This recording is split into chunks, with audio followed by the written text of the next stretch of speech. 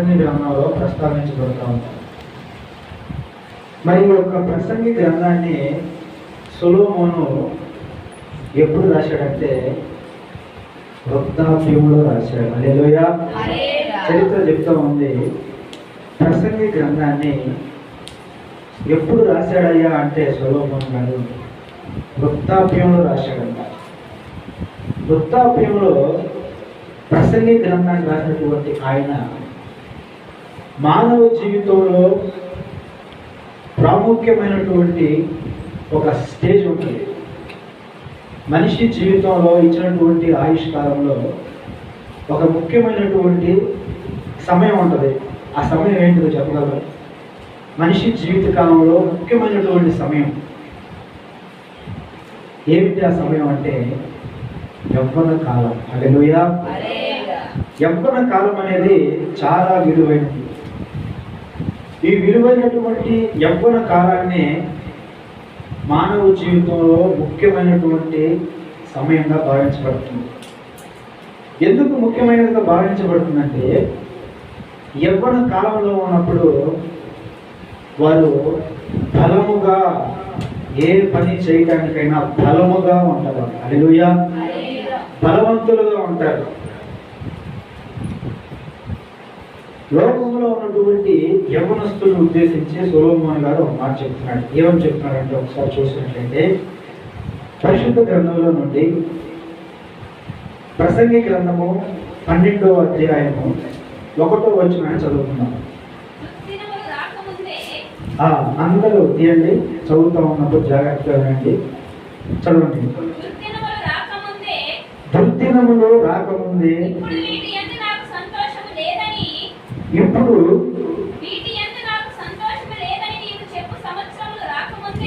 వీటి యందు నాకు సంతోషము లేదని నీవు చెప్పు సంవత్సరములు రాకముందే. చాలు. ఈ ఒక్క మాటను మనం ధ్యానం చేసుకుందాం. ఈ ప్రసంగి గ్రంథంలో 12వ అధ్యాయంలో ఒక విలువైనటువంటి మాటను చెప్తా ఉన్నాడు ఆయన. ఏమిటి అంటే దుర్దినములు రాబోతూ ఉన్నాయి. దుర్దినములు రాబోతూ ఉన్నాయి. ఎప్పుడు రాబోతూ ఉన్నాయి? ఎందుకు రాబోతూ ఉన్నాయంటే అక్కడ దానికి కారణం చెప్తా ఉన్నాడు. ఇప్పుడు అంటే దుర్దినములు రాకముందు, ఇప్పుడు ప్రస్తుతం ఉన్నటువంటి ఈ జీవితంలో వీటి యందు నాకు సంతోషము లేదని చేస్తున్నటువంటి పనులు, చేస్తున్నటువంటి క్రియలు, చేస్తున్నటువంటి ఆలోచనలు, చేస్తున్నటువంటి దుర్మార్గమైనటువంటి పనుల యందు నాకు ఇష్టము లేదు అని చెప్పు సంవత్సరములు రాకముందే అంటాడు. అంటే ఎవరైతే మరి దేవుని భయం లేకుండా, దేవుడు అంటే విలువ లేకుండా, దేవుడి వాక్యము ప్రకటించబడుతున్న ఆ దేవుని వాక్యానికి లోబడకుండా, దేవుడి యొక్క సన్నిధికి రాకుండా, దేవుడు ఇచ్చేటువంటి విలువైనటువంటి రక్షణ నిర్లక్ష్యం చేస్తా ఈరోజు చాలా మంది యవ్వనస్తులు ఉన్నారు. విలువైనటువంటి సమయం ఇచ్చాడు దేవుడు, బ్రతకడానికి కావలసినటువంటి చక్కటి లోపము లేనటువంటి దేహాన్ని ఇచ్చాడు దేవుడు. పని చేసుకోవడానికి, చూడటానికి, మాట్లాడటానికి ఏ లోపము లేకుండా ఈరోజు యవ్వనస్తులకి దేవుడు అన్ని అవయవాలు సక్రమంగా ఇచ్చాడు. మరి ఏం చేస్తూ ఉన్నారు ఈరోజు యవ్వనస్తులు అంటే సొలొమోను గారు చెప్తా ఉన్నాడు, దుర్దినముల కొరకు వారు పనికి మాలినటువంటి పరిస్థితుల్లో గుండా వెళ్ళిపోతా ఉన్నారు. హల్లెలూయా. అందుకనే అంటున్నాడు, ఇప్పుడు చేస్తున్నటువంటి దేవునికి వ్యతిరేకమైనటువంటి క్రియలు, దేవుని భయం లేకుండా చేసేటువంటి ప్రతి విధమైనటువంటి కార్యాలు, దేవుని సన్నిధంటే లెక్క లేకుండా సమయాన్ని వృధాగా పోనించుకుంటా మీకు నచ్చినటువంటి స్థలంలో కూర్చొని మీకు నచ్చినటువంటి లోక సంబంధమైనటువంటి మాటలు మాట్లాడతా, లోకంలో సంతోషిస్తూ, లోకంలో ఉత్సాహిస్తూ, దేవుడు లేనటువంటి బుద్ధిహీనుల వలె తిరుగుతున్న యవ్వనస్తులారా, దేవుని వాక్యము మీకు ఒక హెచ్చరిక చేస్తా ఉంది. మీ యొక్క స్థితిని మీరు గుర్తెరిగి, దేవుడు దుర్దినములు మీ జీవితంలోనికి అనుమతించక ముందే మీరు ఇది దేవుడు ఇచ్చినటువంటి జీవితం అని మీరు గ్రహించి, ఆ భయంకరమైనటువంటి ఉగ్రత మీ మీదకు రాకముందే మీరు మలుపు తిరగాలని దేవుని వాక్యము ధారాళముగా మీకు ప్రకటించబడతా ఉంది. హల్లెలూయా. దేవుని వాక్యము మీకు ధారాళముగా ప్రకటించబడతా ఉంది. ఈరోజు మీరు కూర్చున్న చోట దేవుడి వాక్యం మీకు వినబడతా ఉంది. మీరు ప్రయాణిస్తూ ఉంటే మీ ప్రయాణంలో దేవుడి వాక్యం వినబడతా ఉంది. మీరు మంచముల మీద పడుకున్నప్పుడు దేవుని వాక్యం మీకు వినబడతా ఉంది. మీరు పని చేసుకుంటున్నప్పుడు దేవుని వాక్యం మీకు వినబడతా ఉంది. కానీ దేవుని వాక్యాన్ని మీరు తృణీకరిస్తున్నారు. దేవుని వాక్యాన్ని నిర్లక్ష్యం చేస్తున్నారు. దేవుడి వాక్యాన్ని అశ్రద్ధ చేస్తూ ఉన్నారు. దేవుడు చూస్తూ ఊరుకుంటాడని మీరు అనుకుంటున్నారేమో. సమయం రాబోతూ ఉంది. దుర్దినములు రాబోతూ ఉన్నాయి. కటిక చీకటి లోకం మీదకి కమ్మబోతూ ఉంది.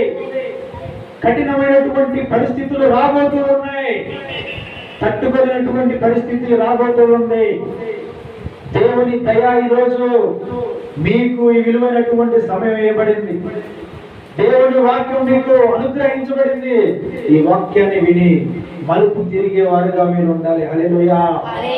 మలుపు తిరగాలని దేవుడు కోరుకుంటున్నాడు. మలుపు తిరిగితే జీవితాలు చక్కగా చేయడానికి దేవుడు సమర్థవంతమైనటువంటి దేవుడు.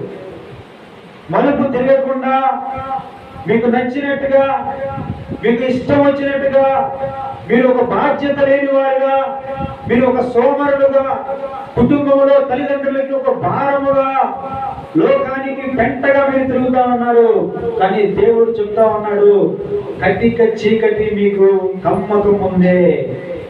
కఠినమైనటువంటి పరిస్థితులు మీ మీదకు రాకముందే, దేవుని ఉగ్రత మీ మీదకు రాకముందే, కఠినమైనటువంటి దేవుని తీర్పు మీ మీదకు రాకముందే, దేవుడు ఇప్పుడు సమయం ఇవ్వగానే ఇచ్చినప్పుడే మలుపు తిరగమని చెప్పి దేవుడు కోరుకుంటున్నాడు. హల్లెలూయా.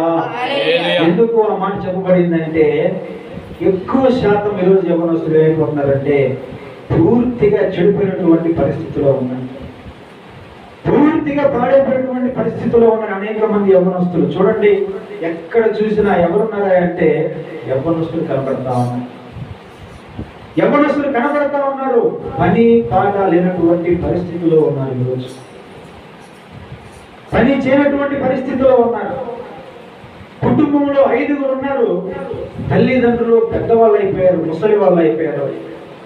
కష్టపడి పని చేసి తల్లిదండ్రులకి ఆధారంగా ఉన్నటువంటి యవ్వనస్తులు ఏం చేస్తా ఉన్నారు? కష్టపడి పని చేయకుండా తల్లిదండ్రుల పైన ఆధారపడి బ్రతుకుతా ఉన్నారు. కష్టపడి పని చేసి సంపాదించి తల్లిదండ్రులకి సహకరించాల్సినటువంటి యవ్వనస్తులు కష్టము చేయకుండా సోమరు వలె తిరుగుతా ఉన్నారు. హల్లెలూయా. చూడండి ఆ వాక్యం ఏమని చెప్తుందో వాళ్ళ గురించి ఒకసారి. ప్రసంగి గ్రంథంలోనే 11వ అధ్యాయము 9వ వచనం చూడండి ఒకసారి. ప్రసంగి గ్రంథము 9. యవ్వనుడా నీ యవ్వనమందు సంతోషపడము, నీ యవ్వన కాలమందు నీ హృదయము సంతృష్టిగా ఉండనిము, నీ కోరిక చొప్పునను నీ దృష్టి యొక్క ఇష్టము చొప్పునను ప్రవర్తింపుము. అయితే వీటన్నిటిని బట్టి దేవుడు నిన్ను తీర్పులోనికి తెచ్చునని జ్ఞాపకం ఉంచుకోమనము. హల్లెలూయా. ఈరోజు ఏం చేస్తూ ఉన్నారు మీరు? యవనస్తులుగా ఉన్నటువంటి అనేక మంది ఎవరు చెప్పినా వినేటువంటి పరిస్థితిలో లేరు. అవసరం లేదు మాకు దేవుడు, అవసరం లేదు మాకు సన్నిధి, అవసరం లేదు, మీరు మాకు చెప్పాల్సిన పని లేదు, మాకంతా తెలుసు,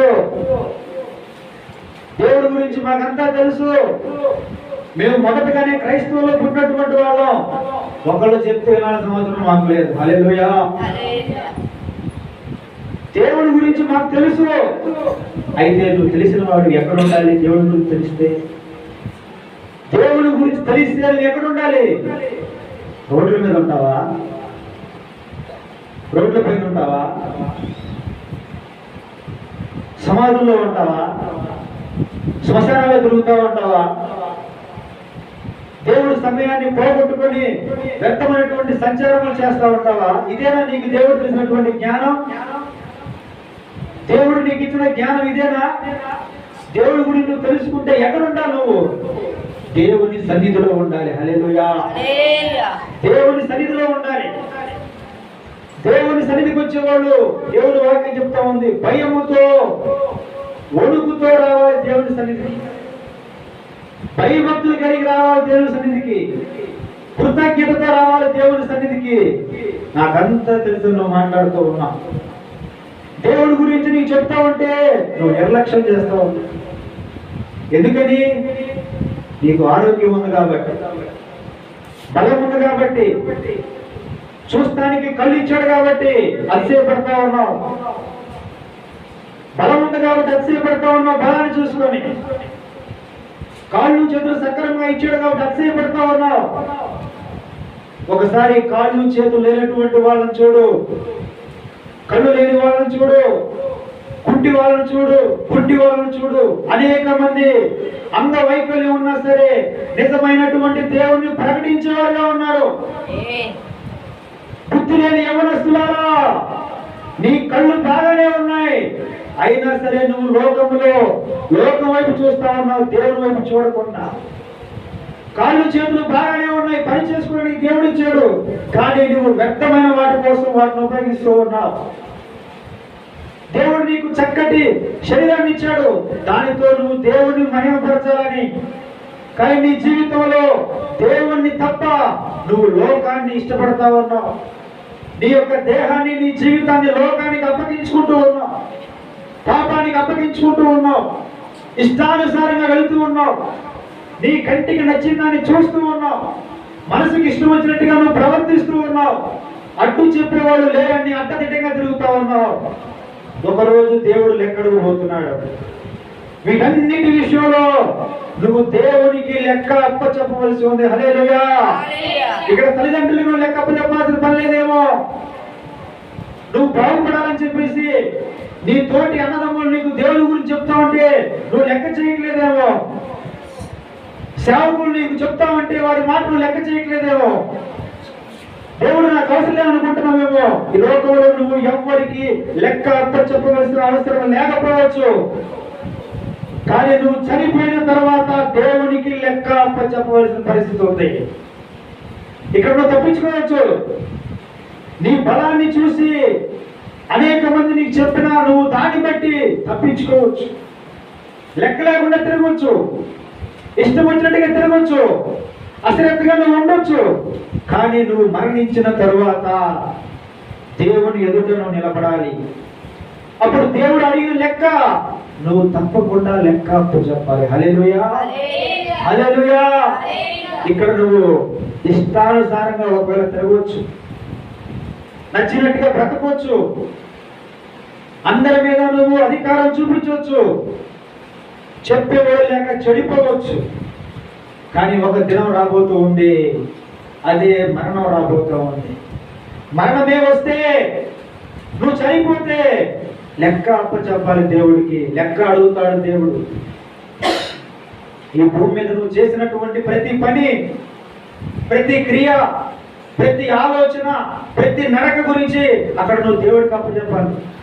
అక్కడ ఆయన దగ్గర నుండి తప్పించుకోలేవు నువ్వు, ఆయన దగ్గర నుండి నువ్వు పారిపోలేవు, ఆయన దగ్గర నువ్వు దాచిపెట్టుకోబడలేవు, ఆయన ఎదుట నుండి నువ్వు తప్పించుకోవడానికే పరిస్థితి లేదు. అందుకని ఇక్కడ వాక్యము మళ్ళొకసారి చదువుకుంటా వాక్యాన్ని. యవ్వనుడా, నీ యవ్వన కాలంలో సంతోషపడు, యవ్వన కాలమందు నీ హృదయము సంతృష్టిగా ఉండనిమ్ము. నీ కోరిక చొప్పున నీ దృష్టి యొక్క ఇష్టము చొప్పున ప్రవర్తింపుము. అయితే వీటన్నిటిని బట్టి దేవుడు నిన్ను తీర్పులను తీసుకొస్తాడు. జ్ఞాపకం ఉంచుకోవాలి. అంటే ఒక మాట చెప్పాలంటే ఒళ్ళు దగ్గర పెట్టుకొని ఉండాలి. కళ్ళు బయలుగా ప్రవర్తించకూడదు. దేవుని వాక్యం ప్రకటించబడుతూ ఉందంటే, దేవుని వాక్యము ధారాళంగా ప్రకటించబడుతూ ఉందంటే లెక్కలేని వాడిగా నువ్వు ప్రవర్తిస్తా ఉన్నావా? లెక్కలేని దానిగా నువ్వు ప్రవర్తిస్తూ ఉన్నావా? నీ బలాన్ని బట్టి, నీకున్నటువంటి యవ్వనాన్ని బట్టి అతిశయిస్తూ ఉన్నావా? ఒక రోజు రాబోతూ ఉంది. అది ఎలా ఉంటుందంటే అకస్మాత్తుగా ఆ రోజు రాబోతా ఉంది. వచ్చేటువంటి మరణము చెప్పి రాదు, అది అకస్మాత్తుగా వచ్చిందంట ఆ మరణం. అలా అకస్మాత్తుగా మరణం వచ్చినప్పుడు దాన్ని ఏం తప్పించుకోగలుగుతాను? ఎలా తప్పించుకోగలుగుతాను? దాని గురించి ఒక మాట చెప్తున్నాడు చూడండి. ప్రసంగి గ్రంథంలోనే 9వ అధ్యాయం చూడండి ఒకసారి. 9వ అధ్యాయము 10వ వచనం చదవండి ఒకసారి. 9:10 చేయుటకు ఒక్క నిమిషం. 7:17 చూడండి ఒకసారి. 7:17 ప్రసంగి 7:17 అధికముగా దుర్మార్గపు పనులు చేయకము, బుద్ధిహీనముగా తిరగవద్దు. నీ కాలమునకు ముందుగా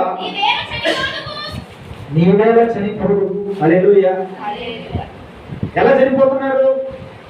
కాలము రాకమునిపై చనిపోతా ఉన్నారు. దేవుడు కొంత ఆయుష్కాలం ఇచ్చాడు. ఆ ఆయుష్కాలం కూడా బతకలేకపోతున్నారు. ముందుగానే చనిపోతా ఉన్నారు.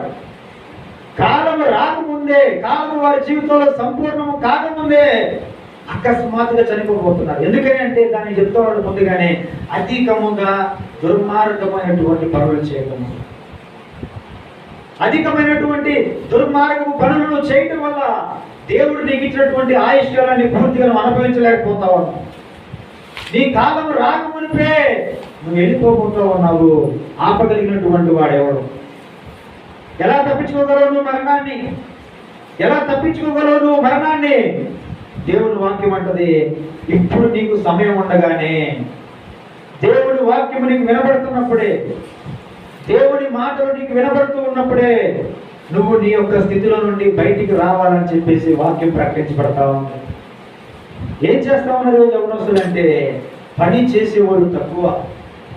పని చేయాల్సిన వయసు, పని చేసి కష్టపడి సంపాదించి తల్లిదండ్రులకి వాళ్ళు ఆధారంగా ఉండి వాళ్ళ కష్టంలో, వాళ్ళ బాధల్లో వాళ్ళకి చేదోడు వాదోడుగా, వారికి కుడి చెయ్యి ఎడమ చెయ్యిలాగా, కుడి భుజము ఎడమ భుజములా ఉండాల్సినటువంటి యవ్వనస్తులు వారి భుజాల మీద ఎక్కి వాళ్ళకే ఇంకా భారంగా మారిపోతారు.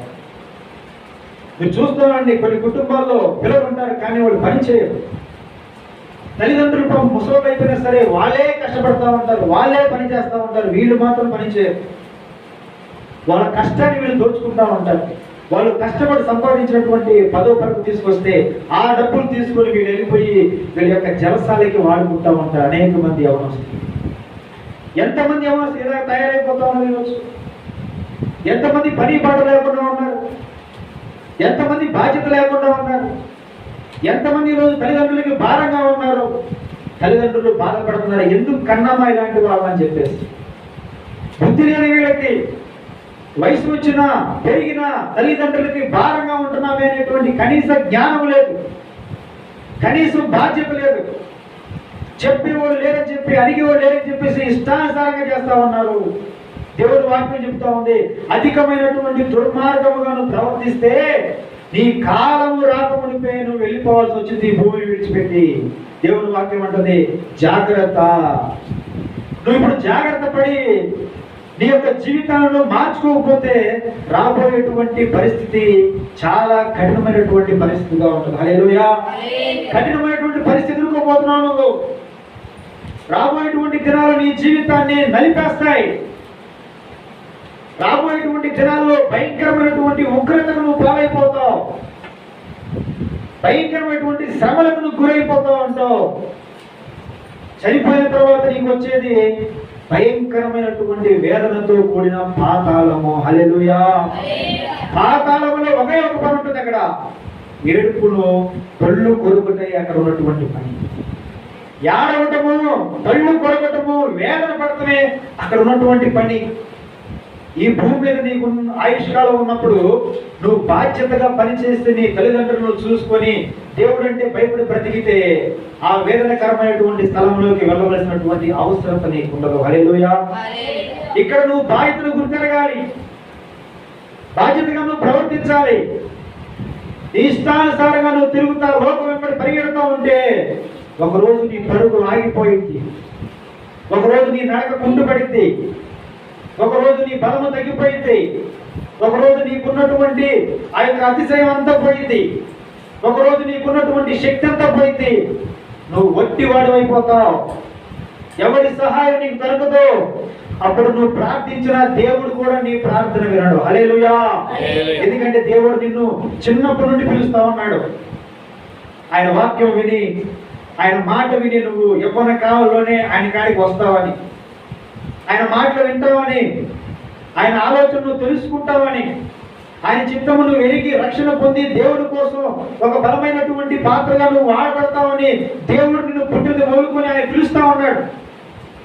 వాక్యం ద్వారా నిన్ను పిలుస్తా ఉన్నాడు. ఆయన ఈరోజు ప్రకటించబడినటువంటి వాక్యం ద్వారా నిన్ను పిలుస్తా ఉన్నాడు.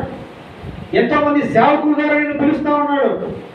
దేవుడి వాక్యం అనేక విధాలుగా నీకు వినబడుతుంది, నిన్ను ఆహ్వానిస్తుంది. నువ్వు అప్పుడు లెక్క చేయలేదు, చివరిగా నువ్వు ముసలివాడు అయిపోయావు. అప్పటి దగ్గర బలం లేదు, శక్తి లేదు, ఎందుకు పనికిరావు. అప్పుడు ఒకవేళ నువ్వు దేవుడు కావాలంటే అప్పుడు దేవుడు అంటాడు, నువ్వు నాకు అవసరం లేదు. హల్లెలూయా. హల్లెలూయా. ఎందుకంటాడంటే ఆ మాట, నీకు అన్ని ఉన్నప్పుడు నువ్వు దేవుని వైపు చూడాల. నీకు బలం ఉన్నప్పుడు, శక్తి ఉన్నప్పుడు, జ్ఞానం ఉన్నప్పుడు, వయసు ఉన్నప్పుడు నువ్వు దేవుని వైపు చూడాల. దేవుడు నువ్వు లెక్క చేయలేదు, దేవుని పిలుపును నువ్వు స్వీకరించరా, దేవుని మాటను నువ్వు అంగీకరించరా, తృణీకరించావు, దేవునికి వ్యతిరేకంగా నిలబడ్డావు. అంతా నా ఇష్టం నువ్వు బ్రతికావు, అంతా నీ ఇష్టం నిన్ను నాశనానికి తీసుకెళ్ళిపోతావు. నీ ఇష్టం నిన్ను నాశనానికి తీసుకెళ్ళిపోతా ఉంటుంది, నీ ఇష్టం నిన్ను పాతాళానికి తీసుకెళ్ళిపోతా ఉంటుంది, నీ ఇష్టం నిన్ను నరకానికి తీసుకెళ్ళిపోతా ఉంటుంది.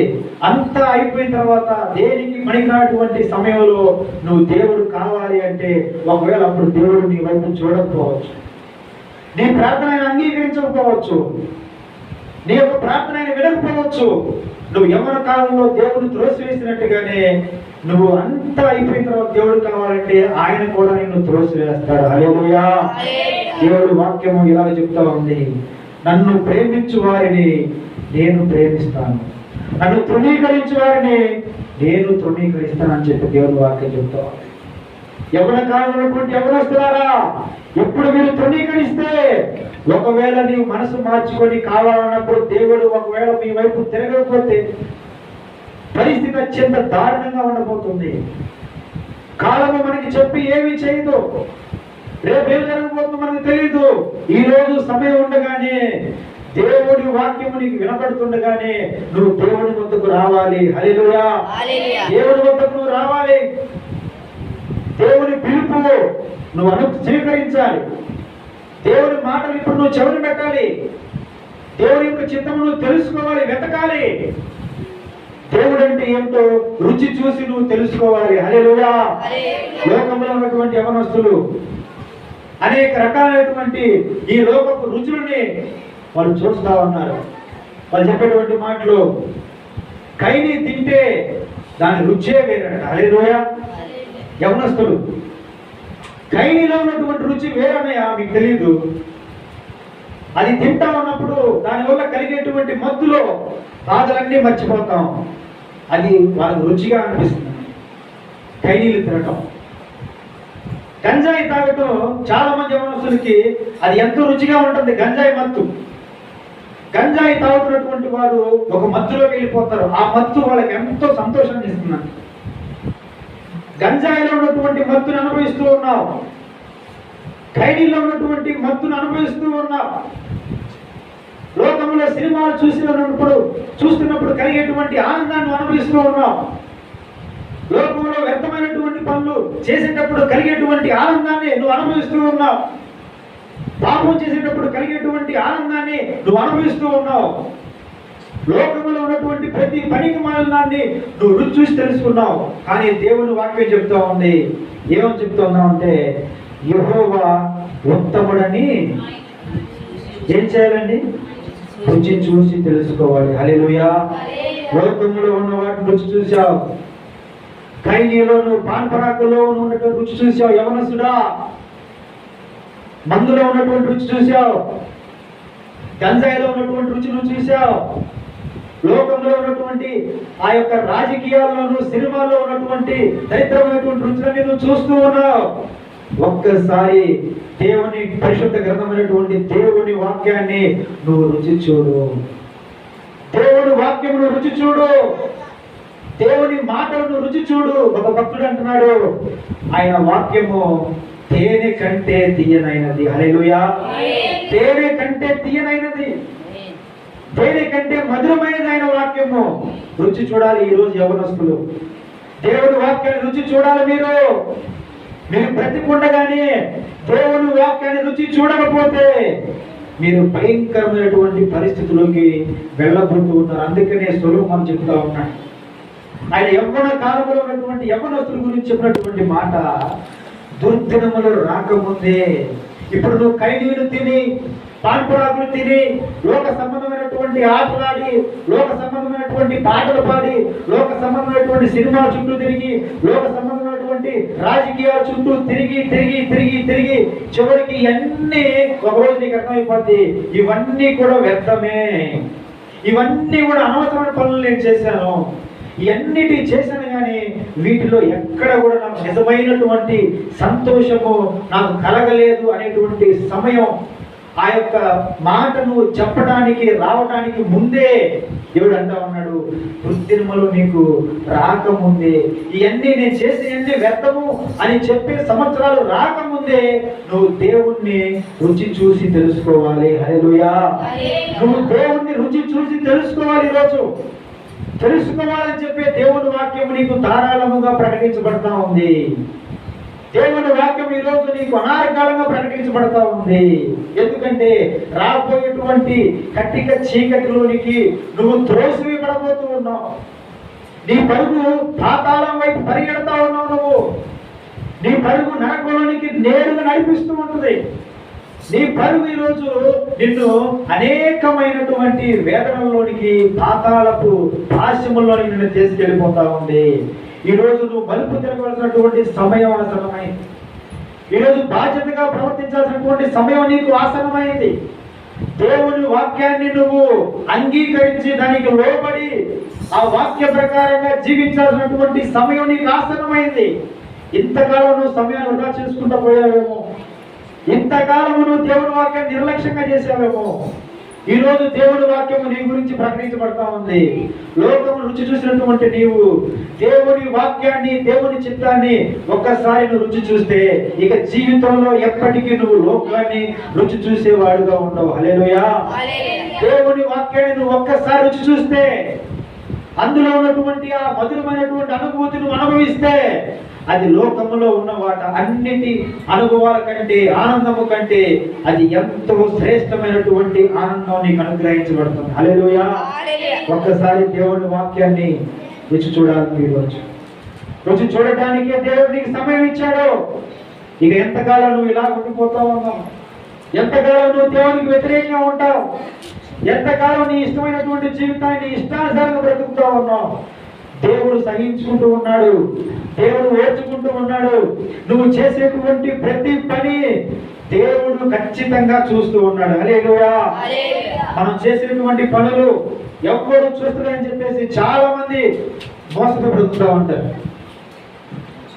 ఈరోజు చేసేటువంటి పనులు యవనస్తులుగా ఉన్నటువంటి వాళ్ళు కాదు, క్రైస్తవులు చేసే పనులు కూడా, యవనస్తులుగా ఉన్నటువంటి వాళ్ళు చేసేటువంటి పనులు ఎవరు చూస్తలేదు అని చెప్పేసి వాళ్ళందరూ భావిస్తూ ఉంటారు.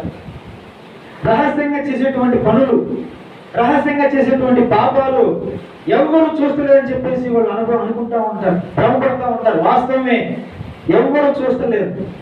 మనం చేసేటువంటి ఈ రహస్యమైనటువంటి పాపాలు ఎవరు చూస్తుందా? ఎవరికి తెలియదు, వాస్తవమే. కానీ దేవుడికి తెలియకుండా ఉంటుందా? దేవుడు చూడకుండా ఉంటాడా? దేవునికి కనబడకుండా దాచిపెట్టి చేసే అంత జ్ఞానం మన దగ్గర ఉందా? దేవునికి తెలియకుండా తప్పించుకొని దాచిపెట్టేటువంటి పరిస్థితి మనకుందా? లేదు. చేసేటువంటి ప్రతి ఒక్క పని కూడా దేవుడు చూస్తూ ఉన్నాడు. హల్లెలూయా. ఆయన కంటికి కనబడినటువంటిది ఏదీ లేదు. ఈరోజు యవనస్తులుగా ఉన్నారు. ఈరోజు చాలా మంది చేసేటువంటి అతి భయంకరమైనటువంటి పాపం ఏంటంటే పెళ్లి కాకుండానే అనేక మందితో జారత్వాన్ని చేస్తా ఉన్నారు. హల్లెలూయా. అత్యంత నీచమైనటువంటి పనుల్లో ఉన్నారు, అత్యంత దుర్మార్గమైనటువంటి పనుల్లో ఉన్నారు. చెప్పేవాడు లేక చెడిపోయేటువంటి పరిస్థితుల్లో ఉంటున్నారు ఈరోజు యవనస్తులు.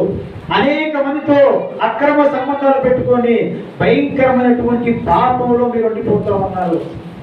యవనస్తులారా, ఇలాంటి వివాహము కాకముందే మీరు చేసేటువంటి జారత్వమును బట్టి మీకు కలిగేటువంటి ఆనందము కొద్ది క్షణాలే కానీ దానివల్ల వచ్చేటువంటి శిక్ష భరించలేనటువంటి భారంగా ఉంటుంది. కఠినమైనటువంటి శిక్ష కలగబోతూ ఉంది. దేవుడికి అత్యంత కోపం రప్పించేటువంటి పని ఈ జారత్వాలు చేసేటువంటి వాళ్ళంటే ఆయనకి ఎంతో కోపం. వివాహాలు కాకముందే అక్రమ సంబంధాలు పెట్టుకొని తల్లిదండ్రులు మోసం చేసి చదువుకుంటున్నామని చెప్పేసి అనేక మంది జీవితాలను మీరు నాశనం చేస్తా ఉన్నారు. అనేక మంది జీవితాలతో మీరు ఆడుకుంటా ఉన్నారు. అనేక మంది జీవితాల్లో ఆడపిల్లల యొక్క వాళ్ళ జీవితాన్ని నాశనం చేస్తా ఉన్నారు, పాడు చేస్తా ఉన్నారు. దేవుడు చూస్తా కూడా మీరు జాగ్రత్తగా ఉండండి. దేవుడు మిమ్మల్ని శిక్షించడానికి సిద్ధంగా ఉన్నాడు. మీ యొక్క జీవితాన్ని మీరు మార్చుకోకపోతే, ఈ వివాహం కాకముందే ఇలాంటి జారత్వ పనులు మీరు మానుకోకపోతే తర్వాత దేవుడు చెప్తున్నాడు, మంచము పట్టించి మిమ్మల్ని అంతం చూస్తానని చెప్పేసి దేవుడు మాట్లాడుతున్నాడు. హల్లెలూయా, హల్లెలూయా. ఇలాంటి జారత్వ పనులు అంటే దేవుడికి చాలా భయంకరమైనటువంటి కోపాన్ని తెప్పిస్తాం. పెళ్లి కాకముందే దేవుడు ఇచ్చినటువంటి విలువైన దాన్ని ఎవరితో పడితే వాళ్ళతో తిరుగుతా, ఎవరితో పడితే వాళ్ళతో పంచుకుంటా, ఎవరితో పడితే వాళ్ళతో ఇష్టానుసారంగా ప్రవర్తిస్తా ఉన్నా, వాళ్ళ ఇష్టం వచ్చినట్టుగా. అంటే వాళ్ళు అనుకుంటా ఉన్నారు, ఈరోజు యవనస్తులు అది గొప్పతనంగా వాళ్ళు ఫీల్ అవుతా ఉన్నారు. యవనస్తులకి అదొక గొప్పతనంగా ఫీల్ అవుతా ఉన్నారు, అదొక పెద్ద ఉన్నతనంగా ఫీల్ అవుతా ఉన్నారు. చేతిలో సెల్లు, ఒక బైక్ ఉండి అమ్మాయి వెనకాల తిరుగుతా ఉంటే అది చాలా గొప్పగా మీకు అనిపించవచ్చు, అది ఎంతో ఉన్నతంగా మీకు ఉండొచ్చు. కానీ అది దేవుని దృష్టిలో భయంకరమైనటువంటి పాపము. దేవుడు దాన్ని చూస్తా ఊరుకోడు. దేవుడు దాన్ని చూస్తా ఊరుకుంటాడు అనుకుంటే మీరు భ్రమపడుతున్నట్టే. దేవుని యొక్క శిక్ష మీ మీదకి రాబోతూ ఉంది, మీరు జాగ్రత్త పడాలి. హల్లెలూయా, హల్లెలూయా. ఇప్పుడు చెప్పేటువంటి తల్లిదండ్రులు కూడా ఎట్లా ఉన్నారంటే వాళ్ళు నాశనం అవడానికి కారణం ఈ తల్లిదండ్రులే ప్రధానమైనటువంటి కారణంగా మారుతారు. తమ పిల్లలు పాడైపోవడానికి తల్లిదండ్రులే మూల కారణం అయిపోతా ఉన్నారు. కారణం ఏంటంటే భార్య బ్రతికుండగానే ఈ వ్యక్తి వేరొక ఆమెతో అక్రమ సంబంధం పెట్టుకుంటాడు. భార్య బ్రతికుండగానే ఈ వ్యక్తి వేరొక ఆమెతో అక్రమ సంబంధం పెట్టుకుంటే ఆ ఇంట్లో ఉన్నటువంటి పిల్లలు తల్లిదండ్రులు చూసి ఏమి నేర్చుకుంటారండి? ఏమి నేర్చుకుంటారు తల్లిదండ్రులు చూసి పిల్లలు? మీరు పోయేటువంటి పోకడ, మీరు వేసేటువంటి ఆ దరిద్రమైనటువంటి ఆలోచనలు, దరిద్రమైనటువంటి నడకలు, దరిద్రమైనటువంటి పనులు చూసి మీ కడుపును పుట్టినటువంటి పిల్లలు మీకంటే దరిద్రులుగా తయారైపోతా ఉన్నారు. భార్య నీకు బ్రతికుండగానే ఇంకొక ఆమెతో అక్రమ సంబంధం పెట్టినావు అంటే నువ్వు చేసేటువంటి ఎంత దుర్మార్గమైనటువంటి పని. అది తప్పు అని తెలిసి, పాపం అని తెలిసి కూడా నువ్వు అలాంటి పాపపు రోత జీవితాన్ని గడుపుతా ఉన్నావు అంటే నీకు అసలు సిగ్గుందా తల్లిదండ్రులుగా ఉన్నావు? దేవుడంటే అసలు భయం ఉందా మీకు? తల్లిదండ్రులుగా ఉండి, పెద్దరికంగా ఉండి, పిల్లల్ని సంరక్షించి దేవుని యొక్క సన్నిధిలో, దేవుని యొక్క భయభక్తుల్లో నడిపించాల్సినటువంటి తల్లిదండ్రులు భర్త బ్రతికుండగానే భార్యల అక్రమ సంబంధం పెట్టుకోవటం, భార్యలు బ్రతికుండగానే భర్తల అక్రమ సంబంధం పెట్టుకోవటం, ఎవరికి ఇష్టం వచ్చినట్టుగా వాళ్ళు లేపుకు వెళ్ళిపోతా ఉంటారు. ఎవరి ఇష్టం వచ్చినట్టు వాళ్ళు లేపుకు వెళ్ళిపోతా ఉంటారు. పెళ్ళిలో లేపుకు వెళ్ళిపోవటం, పిల్లల్లో లేపుకు వెళ్ళిపోవటం. సిగ్గులే అంట. సిగ్గు సరే ఉండాలి క్రైస్తవులుగా పుట్టి. పెళ్ళిలో లేపుకుని పోయేది నాకు అర్థం కాలేదు. అంతకంటే మీకు ఈ లోకంలో ఏం కనిపించలేదా? పెళ్ళిలో లేపుకు వెళ్ళిపోవటం, పిల్లల పుట్టం లేపుకు వెళ్ళిపోవటం. సిగ్గు లేదు. క్రైస్తవ జీవితం అంటే నామకారమైనటువంటి జీవితం అనేక రకాలైనటువంటి ఆ యొక్క దూషణ పాలైపోతుంది ఇలాంటి వాళ్ళు చేసిన. మరి పిల్లలు ఎలా తయారవుతారు? మీరేమో చెడ్డ మార్గంలో పోతామంటే పిల్లలు మంచి మార్గంలో పోతారా? పిల్లలకి ఎలా వచ్చింది బుద్ధి? పిల్లలకి జ్ఞానం ఎలా వచ్చింది? మీకుంటే కదా జ్ఞానం వాళ్ళకి రావడానికి, మీకుంటే బుద్ధి వాళ్ళకి వచ్చింది. మీరు సరైనటువంటి నడకలు నడిస్తే వాళ్ళు సరైనటువంటి నడకలు నడుస్తూ ఉంటారు. మీరు మీ ఇష్టానుసారంగా మీ భార్యలను పెట్టుకొని మీరు ఇంకొకరు తిరుగుతూ ఉంటా, మీ భర్తలు పెట్టుకొని మీరు ఇంకొకరు తిరుగుతూ ఉంటా, మీ ఇష్టానుసారంగా మీరు ఏదో గొప్పతనంగా ఫీల్ అవుతూ ఉంటాం, ఒకళ్ళు ఇద్దరు పెట్టుకుని తిరుగుతూ ఉంటాం, పైకి మాత్రం గొప్ప భక్తుల్లా ఫీల్ అయిపోతూ ఉంటాం. ఇది చూసినటువంటి పిల్లలు ఎవరో చెడిపోవటం కాదు, మీ ఇంట్లో మీ పిల్లలే పాడైపోతూ ఉంటారు. మీరు చేసినటువంటి దోషం అది శిక్షగా మారి చివరికి మీ కుటుంబం మీదకే శాపంగా రాబోతూ ఉన్నారు. హల్లెలూయా. తల్లిదండ్రులారా మీరు జాగ్రత్తగా ఉండండి. మీ పిల్లలు మిమ్మల్ని చూసే నేర్చుకుంటున్నారు. మీరు నడిచేటువంటి నడక చూసి వాళ్ళు నేర్చుకుంటున్నారు. మీరు వెళ్ళేటువంటి మార్గంలోనే వాళ్ళు నడుస్తూ ఉన్నారు. మీరు వేసేటువంటి వేషాలు వాళ్ళు నేర్చుకుంటా ఉన్నారు. తల్లిదండ్రులటువంటి వాళ్ళు దేవుడు అప్పగించినటువంటి బాధ్యతను, వాక్యాన్ని వారి జీవితంలో వారు నెరవేర్చాలి. భర్త భార్యకు, భార్య భర్తకు లోబడి జీవించాలి. దేవుడు వాటిని వచ్చి చెప్తా ఉంది. భర్త బ్రతికుండగా, భార్య బ్రతికుండగా మీరు ఒకరికొకరు లోబడి జీవించాలి. భర్త బ్రతికుండగానే ఇంకొకరితో అక్రమ సంబంధం, భార్య బ్రతికుండగానే ఇంకొకరితో అక్రమ సంబంధం, మీ ఇష్టానికి మీరు తిరుగుతామంటే ఎలా బాగుపడతారు పిల్లలు? ఎలా మంచి మాటలు నడుస్తారు పిల్లలు? అలాగే కుటుంబాలు పతనం అయిపోతా ఉన్నాయి, పిల్లలు నాశనం అయిపోతా ఉన్నాయి. ఎందుకంటే తల్లిదండ్రులు నడిచేటువంటి ఈ యొక్క నడక దేవుడికి వ్యతిరేకమైనటువంటి నడక, దేవుడి యొక్క వాక్యాన్ని తృణీకరించి నడిచేటువంటి నడక, దేవుడికి వ్యతిరేకంగా బ్రతికేటువంటి బ్రతుకు, ఇలా నీతి జాతినటువంటి బ్రతుకు బ్రతకటం వేస్ట్. అనవసరం బ్రతుకు. బ్రతికితే నీతిగా బ్రతుకు. దేవుడు పేరు పెట్టుకున్నావు కదా క్రైస్తవుడు అని చెప్పేసి క్రైస్తవుడుగా బ్రతుకు. నువ్వు నీ భార్యతో నువ్వు ఉండు, నీ భర్తతో నువ్వు ఉండు. జీవితకాలం బ్రతికి చూపించాలి. అది నిజమైనటువంటి బతుకు. దేవుడు వాటిని నెరవేర్చినటువంటి అది.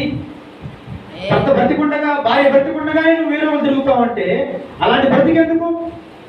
ఆ బ్రతుకు చూసే కదా పిల్లలు కూడా పాడైపోతా ఉంది. మనమేమో ఇలా జీవిస్తామండి, మన పిల్లలు మాత్రం కరెక్ట్ గా ఉండాలంటే వాళ్ళు ఎప్పటికీ కరెక్ట్ గా ఉండలేరు. హల్లెలూయా. వాళ్ళు ఎప్పటికీ కరెక్ట్ గా ఉండలేరు. ఖచ్చితంగా వాళ్ళు పాడైపోతారు. వాళ్ళు పాడైపోతారంటే దానికి కారణం ముందు తల్లిదండ్రులే. వాళ్ళు వీళ్ళ జీవితాలని సరి చేసుకోవాల్సిన పరిస్థితి ఉంది. ఏదో క్రైస్తవం చెప్పుకుంటూ ఎంతమంది ఇలాంటి అక్రమ సంబంధాలు పెట్టుకో ఉన్నారు. దేవుని సన్నిధికి వస్తా ఉన్నారు, దేవుని వాక్యాన్ని చదువుతూ ఉన్నారు, దేవుని యొక్క వాక్యాన్ని వాళ్ళు ప్రకటిస్తూ ఉన్నారు. అయినా సరే మనసులో మార్పు లేదు, వాళ్ళ హృదయంలో మార్పు లేదు, వారి జీవితంలో మార్పు లేదు. దేవుడు వాక్యం వాక్యమే, దేవుడి సన్నిధి సన్నిధి, దేవుడు దేవుడే, అక్రమ సంబంధం అక్రమ సంబంధమే. దేవుడు దేవుడే, లోకం లోకమే. దేవుడు దేవుడే, ఇష్టం ఇష్టమే. ఇంకేంది ఈ బ్రతుకు? ఇలాంటి బ్రతుకు నువ్వు బ్రతుకుతున్నావు, నీకు సంతోషం కావచ్చు, కానీ ఇలాంటి ప్రతి ఒక్క బ్రతుకుని దేవుడు చూస్తా అసహించుకుంటా ఉన్నాడు. దేవుడి దృష్టికి అసహ్యమైనటువంటి బ్రతుకులు ఇవన్నీ. నువ్వు భర్తను మోసం చేసి వేరే తిరగవచ్చు, భార్యను మోసం చేసి వేరొకరితో తిరగవచ్చు, కానీ నువ్వు ఎవరిని మోసం చేసినా దేవుడిని మాత్రం ఎవ్వరూ మోసం చేయలేరు. దేవుడి దగ్గర అందరూ కనపడకుండా ఉండలేరు. దుర్మార్గమైనటువంటి పనులు చెయ్యకూడదని బైబిల్ చెప్తా ఉంది. నువ్వు బైబిల్ని ఆధారం చేసుకొని సన్నిధికి వెళ్తా, దేవుడు అంటే నువ్వు బైబిల్ బ్రతికేటువంటి వ్యక్తిగా ఉండి ఇలాంటి అక్రమ సంబంధాలు పెట్టుకొని నీ జీవితాన్ని నువ్వు కొనసాగిస్తూ ఉంటే ఆ కుటుంబాలు ఏమి దీవించబడతాయి? ఆ కుటుంబాలు ఏం ఆశీర్వించబడతా ఉంటాయి? ఆ కుటుంబాల్లో దేవుడు ఉంటాడా? దేవుడి యానం ఎంతగా తగ్గుపడతా ఉంటుంది ఇలాంటి కుటుంబాల వల్ల. ఇలాంటి తల్లిదండ్రుల వల్ల ఆ కుటుంబం మీదకి శాపమే కానీ ఆశీర్వాదాలు అనేటువంటివి ఉండవు. వాళ్ళ పిల్లలకు కూడా ఆ శాపం అనేది వస్తూ ఉంటుంది. వాళ్ళ పిల్లలు కూడా వాళ్ళ కుటుంబాలు పతనమైపోతూ ఉంటాయి. ఈరోజు క్రైస్తవుల పిల్లలు అనేక రకాలైనటువంటి దుర్మార్గులుగా మారిపోతున్నారు. కారణం ఏంటి? వారిని సరైనటువంటి మార్గంలో నడిపించేటువంటి దేవుని సన్నిధికి వాళ్ళు తీసుకురాలేకపోతా ఉన్నారు. హల్లెలూయా. పెళ్లి చేసేటప్పుడు మళ్ళీ భయంకరమైనటువంటి అబద్ధాలు, వాడికి ఇన్ని రకాలైనటువంటి చట్ట అలవాట్లు ఉన్నాయని తెలిసి ఎవరికో వాళ్ళకి ఇచ్చేసి 100 అబద్ధాలు పెళ్లి చేయమన్నట్టుగా మా అబ్బాయికి మళ్ళీ చెప్తా ఉంటారు పెళ్లి సంబంధం అప్పుడు. మా అబ్బాయికి ఏ అలవాటు లేదు కానండి, అప్పుడప్పుడు కొద్దిగా మందు అవుతాడని నేను చెప్తున్నాను. సిగ్గు లేదని బతుకు, సిగ్గు లేకుండా చెప్పుకుంటా ఉన్నారు క్రైస్తవం అని చెప్పేసి. ఏ అలవాటు లేదు కానీ అప్పుడప్పుడు కొద్దిగా మందు అవుతాడండి. ముందైనప్పుడు కొంచెం తేడాగా ఉంటాడు, నువ్వు సర్దుకోవాలమ్మా. సిగ్గు ఉన్నట్టు ఆ మాట చెప్తానికి పెళ్లి సంబంధాలు వాళ్ళు చెప్తారు, ఆహా మీ అబ్బాయి కొంచెం ముందాకమే కదా, మా అమ్మాయికి చాలా ఉన్నాయిలే, అది పెళ్ళైనాక మీకు అర్థమవుతుందని వాళ్ళు మనసులో అనుకుంటారు. హల్లెలూయా. అర్థం చేసుకోండి. మీరు ఒక విషయాన్ని దాచిపెట్టి చెబితే అవతల వ్యక్తులు 10 విషయాలు దాచిపెడతారు. మీరు ఒక్క విషయాన్ని దాచిపెట్టి పెళ్లి చేసేస్తే అబద్ధమాడి అవతల వ్యక్తులు మీకంటే తెలియగల వాళ్ళు 10 విషయాలు దాచిపెట్టి మీకు పెళ్లి చేస్తారు. ఆ తర్వాత మీరు కొట్టుకోవటమే సరి. తగాదాలు, పంచాయతీలే. ఎందుకు క్రైస్తవులు ఇలా పెళ్లి చేసుకుని అలా విడిపోతా ఉన్నారు? మీకు అర్థమవుతుందా? ఇలా పెళ్లి చేసుకుంటారు, అలా 6 నెలలకి విడిపోతా ఉంటారు. కారణం ఏంటి? కారణం ఏంటంటే పెళ్లి చేసే ముందు చెప్పేటువంటి ఈ అబద్ధాలు చెప్పి పెళ్లి చేయటం అసలు లోకంలో ఉంది, క్రైస్తవుల్లో కాదు. అబద్ధాలు చెప్పి పెళ్లి చేయటం. మా అబ్బాయికి కొంచెం అలవాటు ఉంది. మా అబ్బాయి అండి పెళ్లి కాకముందు అప్పట్లో ఒక అమ్మాయిని ప్రేమించాడు, అది అయిపోయింది, ఇప్పుడు ఏం పట్టించుకోవట్లేదు అని చెప్తారు. వాడు పెళ్లి అయిన తర్వాత మళ్ళీ 6 నెలలకి ఆమె తెచ్చుకుంటాడు. అదేమంటే అప్పుడు నీకు చెప్పాను కదా ముందుగానే, ఏమని అప్పుడు ఉందన్నాము, వదిలేసామన్నాము, మళ్ళీ ఇప్పుడు వచ్చింది తెచ్చిపెట్టున్నాము, ఉంటే ఉండు లేకపోతే లేదు. నేను చెప్పేది అబద్ధం కాదు, ఇవన్నీ మాకు వచ్చేటువంటి ముందుగానే చెప్పుకోవటం. చేసేది పనికిమాల పనులు, దానికి మళ్ళీ ముందుగా చెప్పుకోవటం. మేము ముందుగా చెప్పాం అప్పుడు మా అబ్బాయికి ఉందని, ఇప్పుడు తెలిసింది కదా, ఉంటే ఉండు లేకపోతే వెళ్ళిపో. ఏమి నిలబడతాయండి ఆ కాపురాలు? ఏమి నిలబడతాయి ఆ కాపురాలు? మీలో కొద్దిగైనా సరే తల్లిదండ్రులుగా భయము, భక్తి, దేవుడి సన్నిధి అనేటువంటి ఆలోచన మీకుంటే మీరు ముందు దేవుడు అంటే భయపడి బ్రతుకుతారు. మీ దగ్గర భయం లేదు, ఆ బ్రతుకు లేదు, ఆ నడవడిక లేదు, మరి పిల్లలు ఎలా బాగుతారు? వాళ్ళ జీవితాల్లో వాళ్ళకి శాపము, మీకు శాపం అంతా కలిసి క్రైస్తవ వ్యవస్థ ఈరోజు ఆశీర్వాదానికి బదులు శాపగ్రస్తంగా మారిపోతా ఉన్నాయి.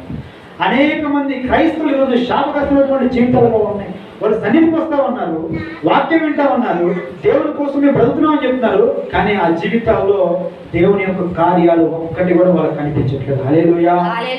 అందుకని ప్రభువు మాట్లాడుతూ ఉన్నాడు, దుర్దినములు రాబోతూ ఉన్నాయి, భయంకరమైనటువంటి పరిస్థితులు రాబోతూ ఉన్నాయి ముందులా. ఈ భయంకరమైనటువంటి ఉగ్రత రాబోటానికి ముందే, అది మన మీదకి రాకముందే ఈ భయంకరమైనటువంటి దుర్మార్గమైనటువంటి పనులు ప్రతి ఒక్కరు కూడా మానుకోవాలి. తల్లిదండ్రులుగా మీకు అప్పగించినటువంటి బాధ్యత మీరు నెరవేర్చాలి దేవుని విషయం.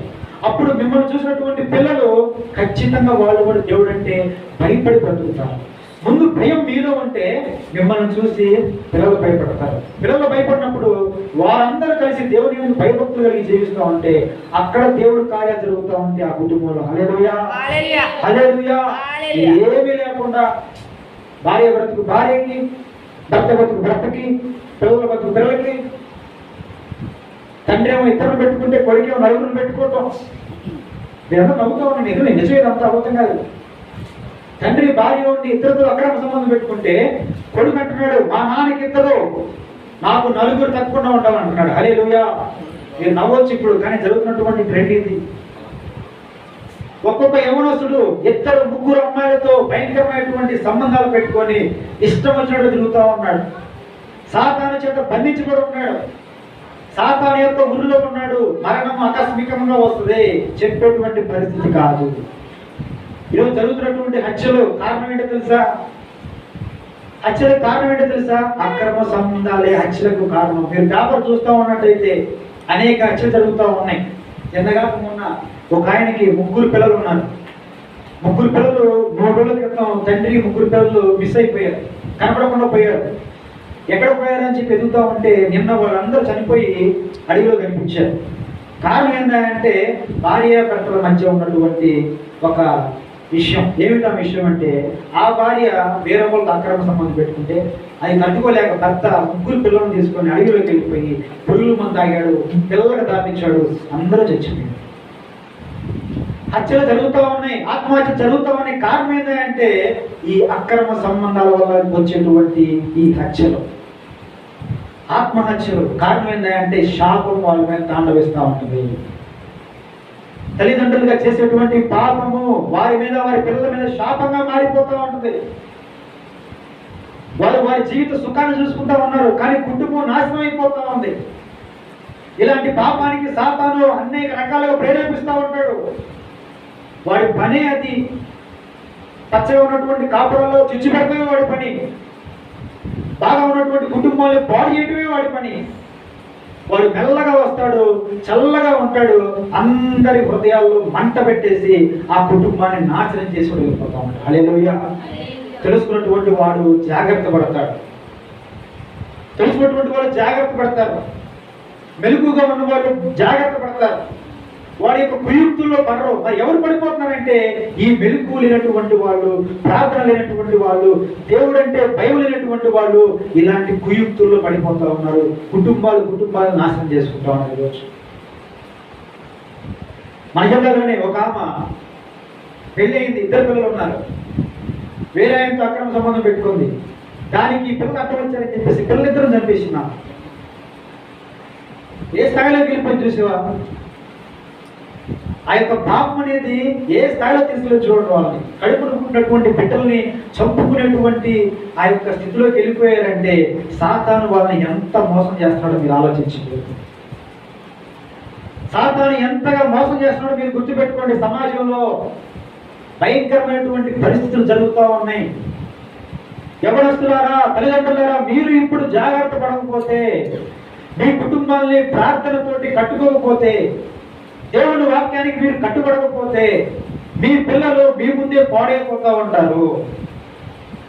మీ పిల్లలు మీ చేతికి రారు, వాళ్ళ జీవితాలు పతనమైపోతాయి. మీ కళ్ళ ముందే వాళ్ళు పాడైపోతూ ఉంటే మీకు తీరని వేదన, దుఃఖం కలుగుతూ ఉంటుంది. కారణం ఏంటంటే వారి జీవితాల్లో ఆ శాపం ఉంటుంది. వాళ్ళని చాలా మంది తల్లిదండ్రులు వారి పిల్లలు పాడైపోతా ఉంటే అది గొప్పగా చెప్పుకుంటా ఉంటారు. దరిద్రమైనటువంటి అలవాటు. వాళ్ళ కొడుకు, ఒక అతను ఉన్నాడు, తండ్రి తాగుతాడు ఫుల్లుగా, వాళ్ళ కొడుకు కూడా తాగుతున్నాడు. ఆ విషయంలో చెప్పారు, ఏమయ్యా మీ కొడుకు వాళ్ళ చోట తాగుతూ ఉన్నాడు, మేము చూసామంటే అవునా, అప్పుడే నా కొడుకు పెద్దోడయ్యాడా, అయితే ఇక్కడి నుంచి వాడు బయట తాగే పని లేదు, మేము ఇద్దరం కలిసి ఇంట్లోనే తాగుతాం అంటున్నాడు. ఇంకోటి బయట తాగాల్సిన పని లేదు, మేమిద్దరం కలిసి ఇంట్లోనే తాగుతాం అంటున్నాడు తండ్రి. మనం నవ్వుకుంటున్నాం, మనం సిగ్గుపడుతున్నాం, కానీ వాళ్ళకి సిగ్గు లేదు. తండ్రి కొడుకులు కూర్చొని తాగటం గొప్పగా భావిస్తున్నారు ఈరోజు చాలా మంది. తండ్రి కొడుకులు కలిసి తాగటం అనేది అదేదో గొప్ప విషయంగా, వాడేదో గొప్ప ఏదో సాధించినట్టుగా, విజయం సాధించినట్టుగా ఫీల్ అయిపోతా ఉన్నారు. అదే విషయం ఒక చిన్న సంఘటన జరిగింది. తండ్రి కొడుకు ఇద్దరు కూర్చొని తాగుతూ ఉన్నారు. వెనక ఐదుగురు కూర్చొని వాళ్ళ ఇద్దరి మధ్య ఒక చిన్న విషయంలో గొడవ వచ్చింది. కొడుకు ఆ తాగేటువంటి ఫిషెస్ తీసుకొని తండ్రి తలకాయ పగలు కొట్టేసి రావదని, తలకాయ పగలు కొట్టేసాడు, చనిపోయాడు తలకాయ పగిలిపోయి. మనం అనుకుంటా ఉన్నాం ఇదేదో గొప్ప అనుకుంటా ఉన్నాం, ఇదేదో వింత అనుకుంటా ఉన్నాం, నా కొడుకు పెద్దోడే అనుకుంటా ఉన్నాం. కానీ అదే ఒక రోజు ప్రాణం చేసేటువంటి పరిస్థితి వస్తూ ఉంది. పిల్లలు తప్పు చేసినప్పుడు దాన్ని ఖండించే వాళ్ళుగా ఉండాలి తల్లిదండ్రులు. పిల్లలు తప్పు చేసినప్పుడు దాన్ని ఖండించే వాళ్ళుగా, బుద్ధి చెప్పే వాళ్ళుగా, గద్దించే వాళ్ళుగా తల్లిదండ్రులు ఉండాలి. అంతేగాని మావాడు మగవాడు 10 మంది తిరుగుతూ ఉంటాడు, మా అబ్బాయి వీరుడు, మా అబ్బాయి సూర్యుడు, ఇలా నువ్వు చెప్పుకుంటా ఉంటే ఒకరోజు ఆ వీరుడు సూర్యుడే నీ గొంతు పిసికి నిన్ను చంపేస్తా ఉంటాడు. హల్లెలూయా. ఆ వీరుడే నువ్వు ఆ వ్యక్తికి సపోర్ట్ చేసావు కదా, ఏదో ఒక రోజు ఆ వ్యక్తి నిన్ను కూడా చంపేస్తాడు. తప్పును తప్పు అని మీరు ఖండించకపోతే ఆ తప్పు ఒకరోజు మిమ్మల్ని కూడా పాడు చేసింది. ఆ తప్పు మీ మీద కూడా వచ్చింది. అది మీ మీదకి శాపం అయ్యి మీకు మరణాన్ని తీసుకుని వచ్చింది. తల్లిదండ్రులు ఈరోజు గొప్పగా ఫీల్ అయిపోతా ఉన్నారు. చెప్పేటువంటి మాటలు, మా వాడికి 2 ఉన్నారు, అవును తిరుగుతాడు, మా వాడు మగవాడండి, 3 తిరుగుతూ ఉంటాడు, 4 తిరుగుతూ ఉంటాడు, అయితే నీకేం నష్టం? ఎవరికి నష్టం ఉండదు, తిరిగేవాడికే నష్టం. దాన్ని ఆపకపోతే నీ కుటుంబానికి నష్టం, దానివల్ల నీ కుటుంబంలో ఉన్న వాళ్ళందరికీ నష్టం. ఏదో ఒకరోజు సాతాను అలాగే మిమ్మల్ని మోసం చేసి కుటుంబాన్ని లేకుండా చేస్తూ ఉంటాడు. అలా కుటుంబాలు పతనమైపోతూ ఉన్నాయి. కారణం ఏంటంటే ఈ యొక్క భయంకరమైనటువంటి పరిస్థితుల్లో ఈరోజు ఉన్నారు. అందుకే దేవుని వాక్యం ధారాళంగా ప్రకటించబడుతూ ఉంది ఈ అంచె దినాలలో. ఎందుకంటే ఇలాంటి వాళ్ళు మనసు మార్చుకొని దేవుని వద్దకు రావాల్సినటువంటి సమయం ఇది. ఇక ఎదురు చూస్తానికి ఇక ఎక్కువ కాలం లేదు మనకి. ఈరోజు ప్రపంచంలో పరిస్థితులు చూస్తామంటే ప్రభువు రాక సమీపంగా ఉందని చెప్పేసి ఆ యొక్క గుర్తులు మొత్తం నెరవేర్చబడతా ఉన్నాయి. ఇంకా ఈ జీవితాలు, ఈ పనికిమాలిన జీవితాలు మార్చుకోకుండా, ఈ పనికిమాలినటువంటి అలవాట్లు మార్చుకోకుండా ఇంకా లోకానికి జీవితాన్ని అప్పగించి ఎంతకాలం జీవితం వ్యర్థం చేసుకుంటా ఉంటారు. ఇంకెంతకాలం మీరు దేవుడికి దూరంగా బ్రతుకుతూ ఉంటారు. ఎంతకాలం ఇంకా మీరు దేవునికి వ్యతిరేకంగా నిలబడతా ఉంటారు? దేవుడు అంటా ఉన్నాడు, వీటన్నిటికీ ఒకరోజు నువ్వు లెక్క అప్ప చెప్పవలసినటువంటి పరిస్థితి ఉంది. హల్లెలూయా, హల్లెలూయా. చూడండి ఒకసారి ఇర్మీయా గ్రంథములో 5వ అధ్యాయము 8-9 వచనాలు చూడండి ఒకసారి. అక్కడ ఏమంటున్నారు? ఇర్మీయా గ్రంథంలో 5వ అధ్యాయము 8-9 వచనాలు.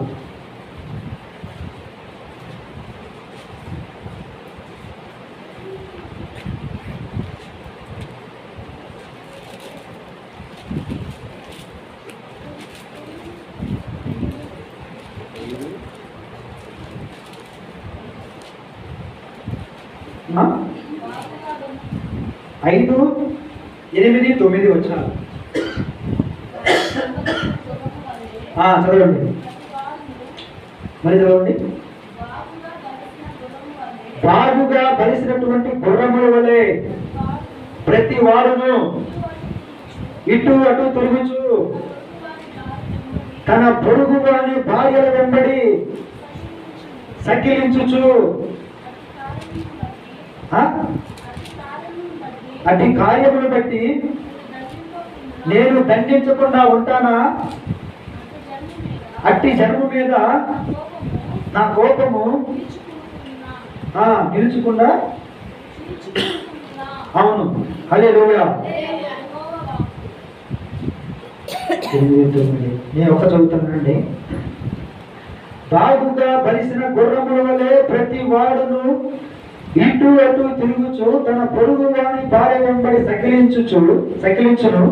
అట్టి కార్యములను బట్టి నేను దండింపకుందున, అట్టి జనము మీద నా కోపము తీర్చుకొనకుందున. ఇదే యెహోవా వాక్కు. హల్లెలూయా. దేవుడు అంటున్నాడు, పక్కవాని భార్యతో మీకేం పని? ఎదుటి వాని పొరుగు వాని భార్యతో మీకేం పని? పొరుగు వానితో మీకేం పని? పొరుగు వాని గుడారములతో మీకేం పని? నీ యొక్క సహోదరుల భార్యలతో మీకేం పని?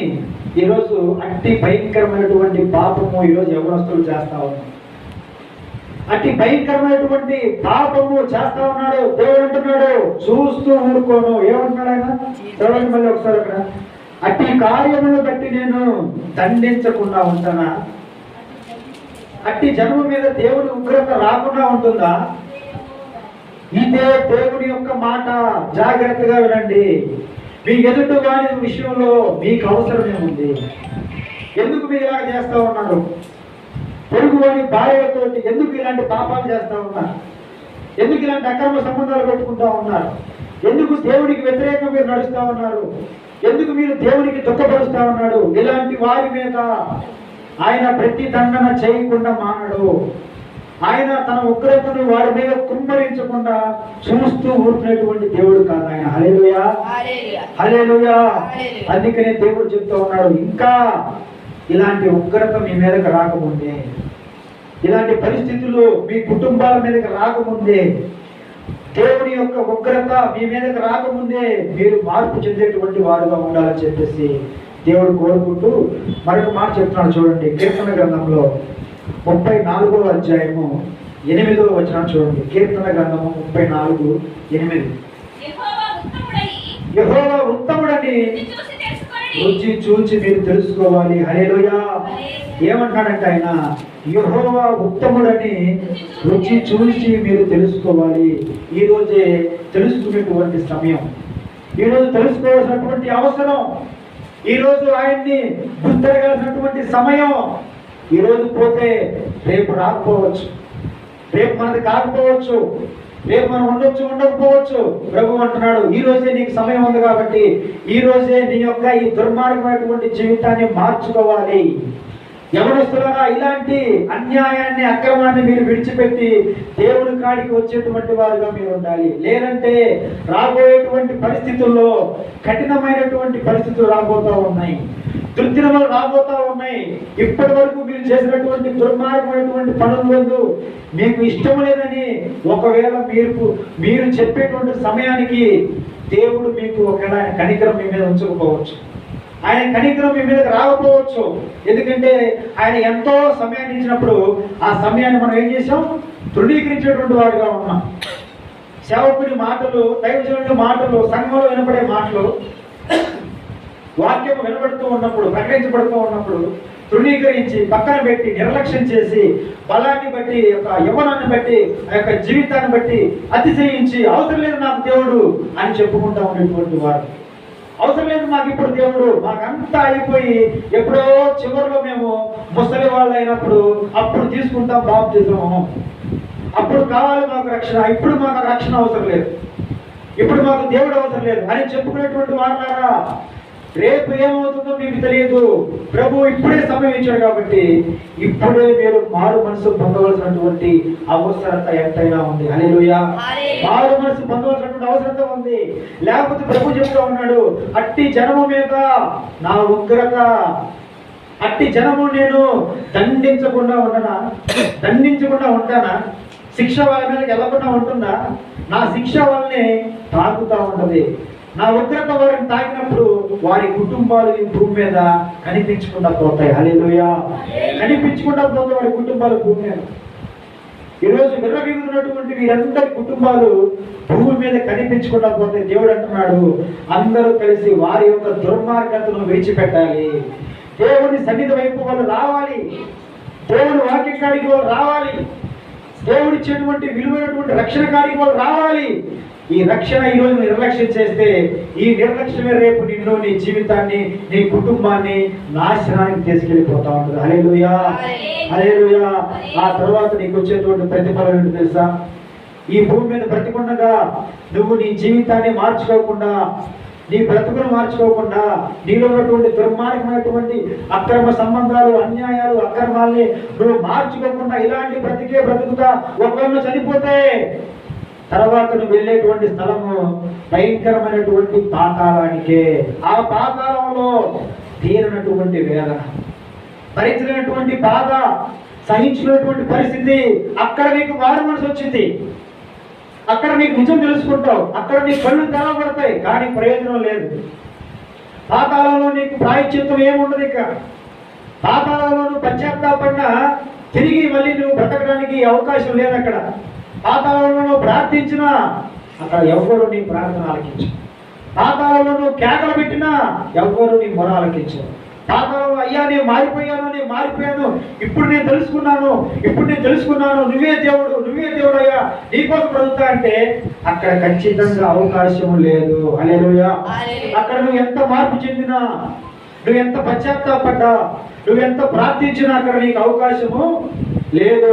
ఎలా చెప్పగలుగుతున్నారంటే నేను చెప్పింది కదా ఆ మాట, బైబిల్లో ఉన్నటువంటి మాట. లూకా సువార్త 16వ అధ్యాయం 19 నుండి 30 వరకు చూసినట్టయితే చదవద్దులేండి. అక్కడ ధనవంతుడు రాజు గురించి చెప్పబడింది. ధనవంతుడు బ్రతుకున్నంతగా ఆయన ఇష్టానుసారంగా బ్రతికాడని వాక్యం చెప్తా ఉంది. చనిపోయిన తర్వాత ఆయన ఏం చేస్తున్నాడు? పాతాళంలో ఉండి పరదేశంలో ఉన్నటువంటి అబ్రహామును చూసి వేడుకుంటున్నాడు. అబ్రహామా, అయ్యా అబ్రహామా, తండ్రి అబ్రహామా అంటున్నాడు. అక్కడ భూమి మీద బతుకున్నప్పుడు అబ్రహాము కుమారుడు అంటే నేను అబ్రహాము కుమారుడు ఏంటి, నేను మా నాన్న కొడుకుని అన్నాడు భూమి మీద బతుకున్నప్పుడు. చనిపోయిన తర్వాత అబ్రహాము చూసి తండ్రి అయిన అబ్రహాము, అయ్యా అయ్యా అంటున్నాడు. అక్కడ చనిపోయిన తర్వాత పశ్చాత్తాపడినా సరే ప్రయోజనం లేదు. చనిపోయిన తర్వాత సహాయం చేసేవాడు ఎవడో లేడు. ఎందుకంటే నువ్వు బ్రతికుండగానే నీకు సహాయం, బ్రతికుండగా నువ్వు మారితే నీకు సహాయం, బ్రతికుండగా నువ్వు మార్పు చెందితేనే నీకు సహాయం, బ్రతికుండగా నీ జీవితాన్ని మార్చుకుంటేనే, నువ్వు పశ్చాత్తాపడితేనే, నీ దుర్మార్గమైనటువంటి క్రియలు మానుకుంటే, బతికుండగా నువ్వు మానుకుంటే, అది కూడా దేవుడు నిన్ను పిలిచినప్పుడు నువ్వు ఆ మాట విని అప్పుడు మారిపోతే, నువ్వేదో అంతా అయిపోయి చివరిలో మంచంలో ఉన్న తర్వాత దిక్కుమాలిన పరిస్థితిలో, దిక్కులేని పరిస్థితిలో ఉండి దేవా నువ్వే దిక్కు అంటే అప్పుడు ఒకవేళ దేవుడు నీకు అవకాశం ఇవ్వకపోవచ్చు. దేవుడు ఒకవేళ నీ వైపు తిరగకపోవచ్చు. ఆయన మొహం పక్కకు తిప్పుకుంటే, ఆయన ముఖాన్ని నీ దగ్గర నుండి తీసివేసుకుంటే అప్పుడు నీ గతి మొదటి గతి కంటే చివరి గతి చాలా చాలా దరిద్రంగా ఉంటుంది, చాలా చాలా దారుణంగా ఉంటుంది. అందుకే ప్రభు అంటున్నాడు, అలాంటి దుర్దినములు నువ్వు చూడకముందే, మంచంలోను పడకముందే, యాక్సిడెంట్లోను వెళ్ళిపోకముందే, అకస్మాత్తుగా గుండెపోటుతో వెళ్ళిపోకముందే నువ్వు మనసు మార్చుకొని ప్రభు కాడికి రావాలి. ప్రభు యొక్క మాటను వినాలి, విలువైనటువంటి రక్షణను పొందుకోవాలి, తృణీకరించేటువంటి మనస్సును నువ్వు విడిచిపెట్టాలి. అందుకనే దేవుడు చెప్తా ఉన్నాడు, దేవుని యొక్క మాట ఏంటంటే యెహోవా ఉత్తముడని రుచి చూచి మీరు తెలుసుకోవాలి. ఆ సమయము ఇప్పుడే మీకు ఇవ్వబడతా ఉంది. హల్లెలూయా, హల్లెలూయా. ప్రభు మాటని వాక్యాన్ని ఇలాగా నిర్లక్ష్యం చేయకుండా ఈ అంచె దినాల్లో కడపరి దినాల్లో ప్రకటించబడుతున్నటువంటి వాక్యం నాకు కాదులే అని అనుకుంటే యవనస్తులారా, తల్లిదండ్రులారా, దేవుడు లేకుండా బ్రతుకుతామని చెప్పి నేను అనుకుంటున్నారేమో. దేవుడు లేడని చెప్పేటువంటి వారి గురించి బైబిల్ అంటుంది, దేవుడు లేడని చెప్పేటువంటి వారిని బుద్ధిహీనులని చెప్పేసి బైబిల్ చెప్తా ఉంది. హల్లెలూయా. అలాంటి బుద్ధిహీనులుగా మీరు ఉండకూడదని, బుద్ధి లేని వారిగా మీరు ప్రవర్తించకూడదని, బుద్ధి లేని వాళ్ళు వెళ్ళేటువంటి పాతాళానికి మీరు వెళ్ళకూడదని ప్రభు యొక్క కనికరము చేత ఈ రోజు ఆయన ఈ వాక్యం ద్వారా మీతో మాట్లాడుతూ ఉన్నాడు. ఎందుకంటే మీరు మార్పు చెందాలి, మారు మనసు పొందాలి, దేవుని వద్దకు రావాలి, మరణం వరకు దేవుని కోసం మీరు బ్రతకాలి, మరణించిన తర్వాత దేవుని వద్దకు మీరు వెళ్ళాలి. హల్లెలూయా.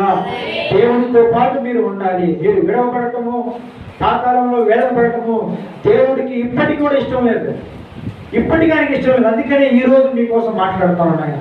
ఇలా ఎన్నోసార్లు దేవుని వాక్యం ప్రకటించబడతా ఉందంటే మీరు ఈ పాతాళానికి వెళ్ళిపోవటం అనేది ఆయనకి ఏ మాత్రం కూడా ఇష్టం లేనటువంటి విషయము. మీరు ఆయనతో పాటు ఉండాలని దేవుని యొక్క ఆలోచన ఉంది. హల్లెలూయా. అందుకని చూడండి, ప్రారంభించినటువంటి వాక్యాన్ని 12వ అధ్యాయంలో 1-2 వచనం చదువుకుందాం. దుర్దినములు రాకముందే ఇప్పుడు వీటి యందు నాకు సంతోషం లేదని నేను చెప్పు సంవత్సరము రాకముందే తేజస్సునకు, సూర్య చంద్ర నక్షత్రములకు చీకటి కమ్మక ముందే, వాన వెలిసిన తరువాత, మేఘములు మరలా రాకముందే, మీ బాల్య దినములు యందే నీ సృష్టికర్తను స్మరణకు తెచ్చుకొనుము. హల్లెలూయా. స్మరణకు తెచ్చుకోవాలి. స్మరణకు తెచ్చుకున్నటువంటి వాళ్ళు ధన్యులు, ఆయన ఆశ్రయించినటువంటి వాళ్ళు ధన్యులు, వారి పాపాల విషయంలో ఒప్పుకొని పశ్చాత్తాపడేటువంటి వాళ్ళు ధన్యులు. వాళ్ళు కనికరాన్ని పొందుకుంటారు, దేవుని యొక్క కృప వాళ్ళు పొందుకుంటారు, దేవుని యొక్క రక్షణ వాళ్ళు పొందుకుంటారు, దేవుని యొక్క రెక్కల నీడలో వారు ఆశ్రయం పొందుతారు. హల్లెలూయా. హల్లెలూయా. అతి ధన్యత పరిశుద్ధాత్మ యేసుక్రీస్తు నామములో మనకందరికీ ఈ యంత్ర శబ్దం ద్వారా విన్నటువంటి ప్రతి ఒక్కరికి అనుగ్రహించబడును గాక. Amen. Amen. Amen. Praise the Lord. Hallelujah. Hallelujah. రెండు చేతులు ఉన్నవారు బిగ్గరగా పూర్తిగా ఆయనకి సరెండర్ అవుదాం. హల్లెలూయా. పూర్తిగా అయితే కనపడదా. హల్లెలూయా. దేవునికి మహిమ కలుగును గాక. ప్రియమైన దేవుని బిడ్డలారా, దేవుని సంగమా, కడవరి దినాల్లోనూ మనకి కావలసిన లోతైన మర్మాన్ని మన దాసుల ద్వారా మనకు తెలియజేసి ఉన్నాడు కనుక ఎత్తబడిన వాక్యమును శ్రద్ధగా ఆలకించిన వారిలో నెరవేర్చబడును గాక. ప్రతి ఒక్కరూ దీవెనకరంగాను ఆశీర్వాదకరంగాను దేవాతి దేవుని కృపను వారికి నిండుగా దయచేయబడును గాక. ప్రియమైన దేవుని బిడ్డలారా, దేవాతి దేవుడు మనకు తెలియజేసిన విధానం బట్టి ఒక మాట అంటున్నాడు కదా. ఏమన్నాడు? ఇప్పుడు చదివిన ఒక మాట చదవండి. దుర్దినములు రాకముందే చదువు. ఇప్పుడు నీవు నాకు సంతోషము లేదని నీవు చెప్పు సంవత్సరములు రాకముందే